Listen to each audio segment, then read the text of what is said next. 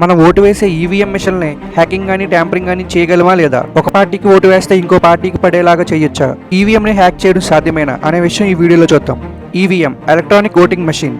EVMs వల్ల దొంగ vote వేసే ఛాన్స్ అనేది ఉండదు. దానికి కారణం బ్యాలెట్ యూనిట్ దగ్గర మనం బటన్ నొక్కగానే ఈవీఎం మిషన్ అనేది లాక్ అయిపోతుంది. మళ్ళీ రెండోసారి బటన్ ప్రెస్ చేసిన ఈవీఎం అనేది పనిచేయదు. ఒక వ్యక్తి వచ్చి ఓటు వేయగానే ఆ ఈవీఎం అనేది లాక్ అయిపోతుంది. ఫస్ట్ పర్సన్ వెళ్ళి రెండో వ్యక్తి వచ్చే ముందు పక్కనున్న పోలింగ్ ఆఫీసర్ ఆ ఈవీఎం ని అన్లాక్ చేస్తారు. ట్యాంపరింగ్ గానీ హ్యాకింగ్ గానీ చేయడం అనేది అసాధ్యం. ఈవీఎం అనేది standard alone machine. EVM machines కి ఎటువంటి బ్లూటూత్, ఇంటర్నెట్, వైఫై కనెక్షన్స్ అనేవి ఉండవు. ఈవీఎం అనేది ఓన్లీ బ్యాటరీ పవర్ తోనే పనిచేస్తుంది. మనం దేన్నైనా హ్యాక్ చేయాలంటే కనీసం దానికి ఇంటర్నెట్ కనెక్షన్ అయినా ఉండాలి. ట్యాంపరింగ్ అంటే ఏంటో చూద్దాం. ట్యాంపరింగ్ అంటే కంట్రోల్ యూనిట్ ని ఓపెన్ చేసి దాంట్లో ఉన్న చిప్ ని చేంజ్ చేయడం. ఈవీఎం లో M3 మోడల్ చిప్ ని యూజ్ చేస్తున్నారు. దాని వల్ల ఈవీఎం ఓపెన్ చేసి చిప్ చేంజ్ చేయాలని కానీ చూస్తే మషిన్ అనేది డెడ్ అయిపోతుంది. ఈవీఎం మషిన్ అనేది వన్ టైం ప్రోగ్రామబుల్ అంటే ఒకసారి మనం ఓటు వేసిన డేటా అంతా స్టోర్ అయిపోయాక మళ్ళీ ఆ డేటాని మార్చడం అనేది అసాధ్యం.